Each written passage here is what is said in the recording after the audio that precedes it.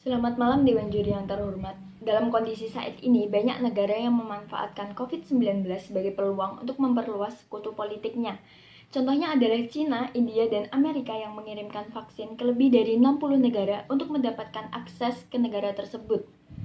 Saya sebagai pembicara pertama tim pemerintah menyetujui mosi Dewan ini menyesalkan tren diplomasi vaksin.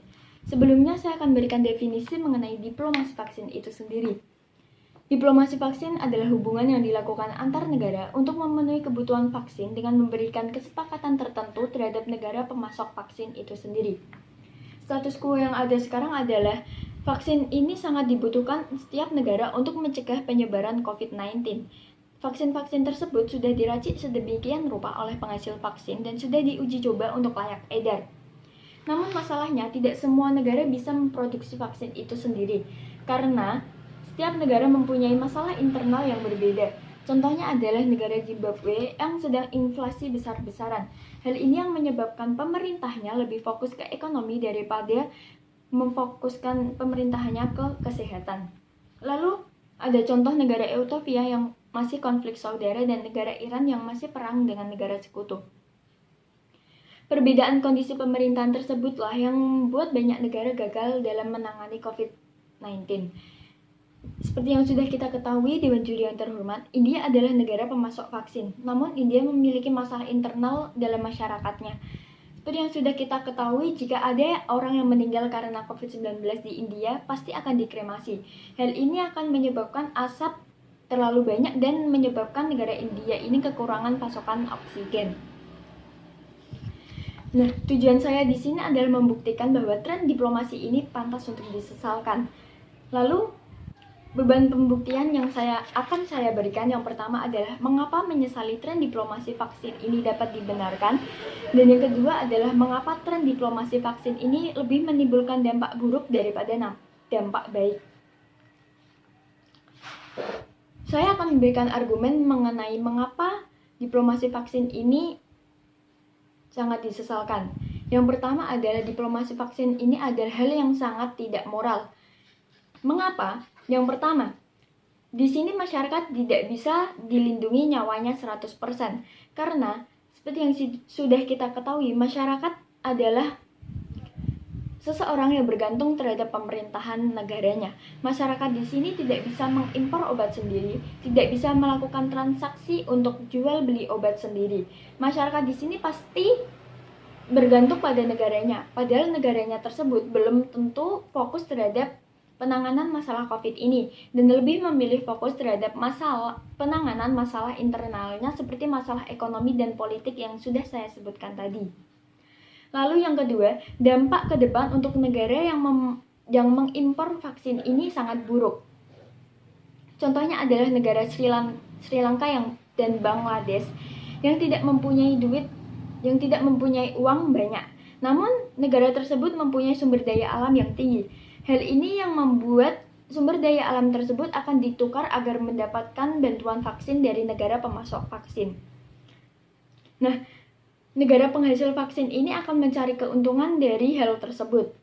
Nah, yang ketiga adalah negara yang punya vaksin ini dengan mudah mengambil keuntungan dari negara yang diberikan vaksin. Negara tersebut akan mengeksploitasi sumber daya alam di negara tersebut dan akan menimbulkan sumber daya alam ini tidak bisa dimanfaatkan oleh masyarakat negaranya sendiri itu dengan baik. Padahal sumber daya alam inilah yang akan dimanfaatkan masyarakat untuk memenuhi kebutuhan hidupnya. Lalu argumen kedua yang akan saya berikan adalah diplomasi vaksin ini tidak memperhatikan solidaritas kemanusiaan secara global. Nah, dalam negara ini seolah-olah mewajibkan negara penghasil vaksin untuk memenuhi kebutuhan vaksinnya dengan tepat tanpa memperhatikan kekurangan vaksin di negara lain. Tanpa kita berpikir di negara lain ini kekurangan